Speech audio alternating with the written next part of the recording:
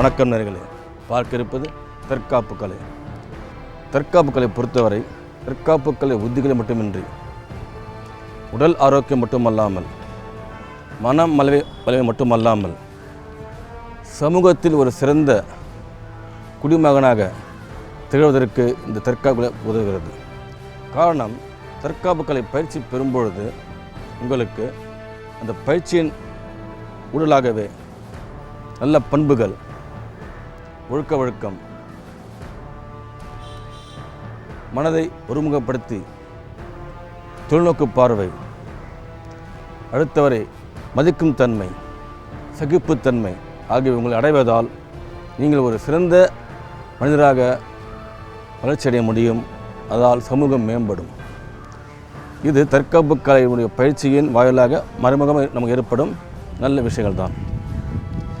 ஆக உங்களுடைய பிள்ளைகள் ஒழுக்கத்துடன் வளரும் பொழுது அவர்களால் படிப்பிலும் மற்ற வேலைகளிலும் கவனத்தை செலுத்த முடியும், மேலோங்கி வளர முடியும். அது தேவை தற்காப்பு பயிற்சி. அதே சமயம் ஆபத்து வரும்பொழுது தற்காப்பை பயன்படுத்தி தப்பித்துக் கொள்ள முடியும், அடுத்தவரையும் காப்பாற்ற முடியும்.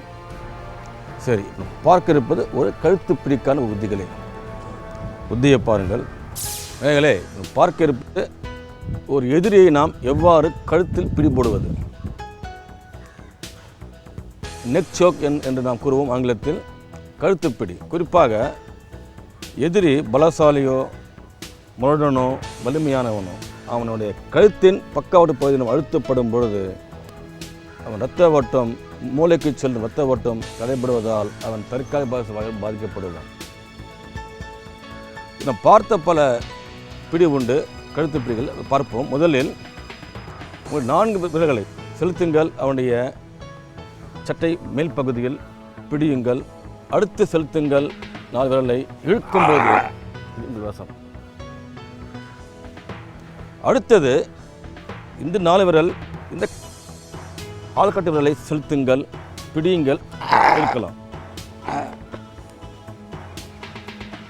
அடுத்தது இங்கேயும் ஆள்காட்டு விரல், இங்கேயும் ஆள்காட்டு விரல், இழுங்கள், உங்கள் வசம்.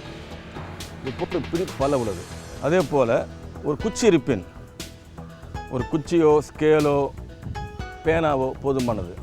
இது உங்களை மேலே தாக்கும் பொழுது தடுக்கலாம். அடுத்த கணமே தள்ளி இது பின்பக்கம் அங்கே சென்று கழுத்து பிடிபட முடியும். இது உங்கள் வசம். இது போன்று பல புத்தி உள்ளது கழுத்து பிடிக்கு. நாம் செய்ய இருப்பது ஒரு புதிய புத்தியே.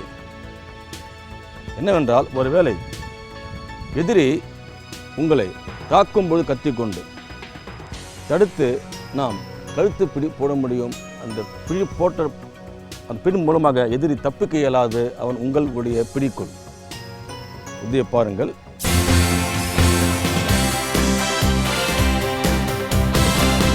எதிரி மேலே குத்தும்போது கத்திக்கொண்டு தடுங்கள். அடுத்த கணமே கையை பிடியுங்கள், எதிரி உங்களை கத்திக்கொண்டு தாக்காத வண்ணம். மறுக்கையை கொண்டு செலுத்தி உள்ளே செலுத்துங்கள், பிடி உங்களை.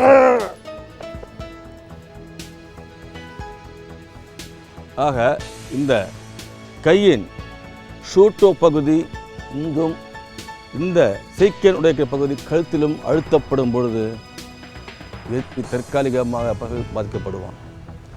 இதன் ஆசிரியருடைய துணை கொண்டு பயிற்சி பெறுங்கள். யாரும் தனியாக பயிற்சி பெற வேண்டாம், ஆபத்தை விளைவிக்கும். உங்கள் உயிருக்கோ உரிமையான உடைமைக்கோ ஆபத்தில் மட்டும் இதை செய்யுங்கள், பயிற்சி பெற செய்யுங்கள். மறுபடியும் பாருங்கள். இது குத்தும் பொழுது பிடி பல உள்ளது. குறிப்பாக இது போன்ற பிடி, குத்தும்போது இது போன்ற பிடி. அந்த வகையில் தடுங்கள், பிடியுங்கள், உள்ளே சென்று பிடி போட. எதிரி மறு கையோ காலையோ பயன்படுத்த இயலாது. அவன் அசைத்தால் இங்காலத்து கொடுக்கும்போது அவன் செயல் நின்று போய்விடும். பயிற்சியை பாருங்கள். பாருங்க, இப்போ ஒரு எதிரியோ அல்லது சமூக விரோதியோ உங்களை தாக்கும்போது கத்திக்கொண்டு நாம் தடுத்து நாம் சரி முடக்க வேண்டும். முடக்காவிட்டால் அவன் நம்மை தொடர்ந்து தாக்கிக்கொண்டே இருப்பான். அந்த வகையில் அவன் கழுத்தை நாம் பிடி போட போகிறோம். கழுத்து பிடி போட்டு விட்டால் எதிரியால் எதுவும் செய்ய இயலாது, கைகள் அசைக்க முடியாது, அவன் தற்காலிக பாசவால் பாதிக்கப்படுவான். ஆனால் முறையான ஆசிரியருடைய துணை கொண்டு பெறணும். தனியாக விட்டு பார்க்க வேண்டாம், ஆபத்தில் முடியும். தாக்குவது மேலே தடுங்கள். அடுத்து கையை பிடித்து கொள்ளுங்கள், உள்ளே செல்லுங்கள், கை மாட்டு பிடி உங்கள் பாருங்க. சரி, ஒரு வேளை நீங்கள் இந்த கை தடுப்புக்கு பதிலாக இந்த கையால் நீங்கள் ஒருவேளை காலை எல்லாம் இந்த கையை பிடித்து கொள்ளுங்கள், உள்ளே செல்லுங்கள், பிடி போட. இது உங்கள் வசம். சரியா? ஆக செயல் 1 தடுத்தல் தான். பிடியுங்கள். 2 உள்ளே செல்லுங்கள், பிடி போட்டு வாங்க.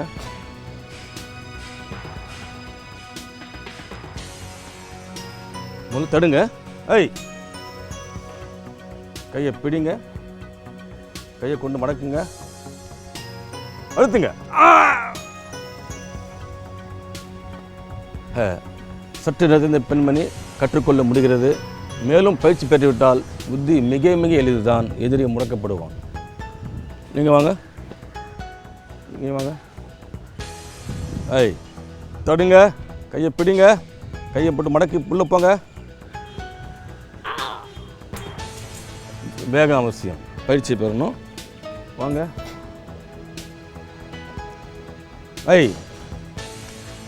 கை பிடிமா, அதாவது கையை தடுத்துங்க இல்லையா, பிளாக் பண்ணு. ஓகே, அப்படியே வந்து பிடிங்க. இப்போ கையை மேலே போட்டு மடக்குங்க, உள்ளே போங்க. சரி, கரெக்ட்.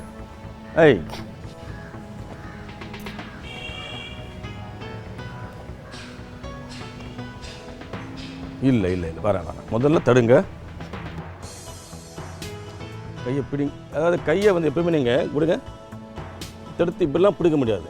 தடுத்த உடனே இழுத்து பிடிங்க, அப்போ தான் பிடிமானம் சரியாக இருக்கும். தடுங்க, முதல்ல இழுத்து பிடிங்க. கையை மடக்குங்க, உள்ளே போங்க, அழுத்துங்க.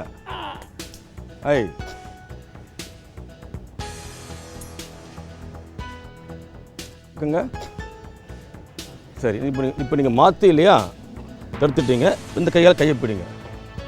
சரி, அடுத்த கையை மடக்குங்க, உள்ள அழுத்துங்க, தாக்குங்க. நீங்கள் வாங்க, தாக்குங்க, தடுங்க, பிடிங்க, உள்ளே போங்க. இப்போ இவர்கள் செய்யும் ஒரு பெரிய தவறு ஒன்று செய்தார்கள். என்னவென்றால்,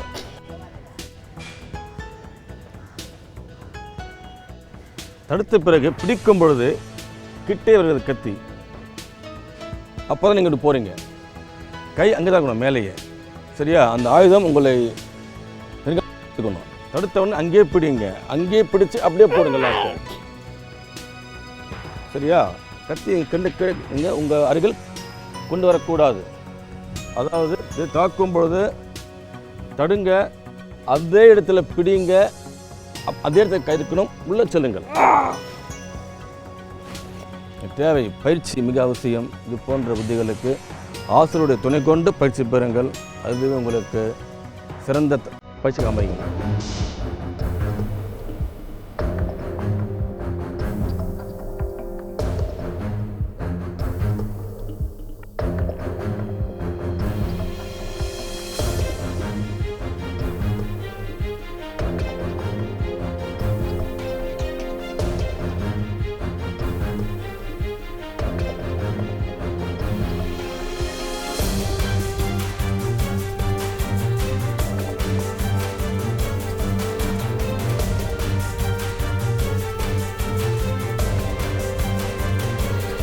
ஒன்று தடுத்தல் தான்.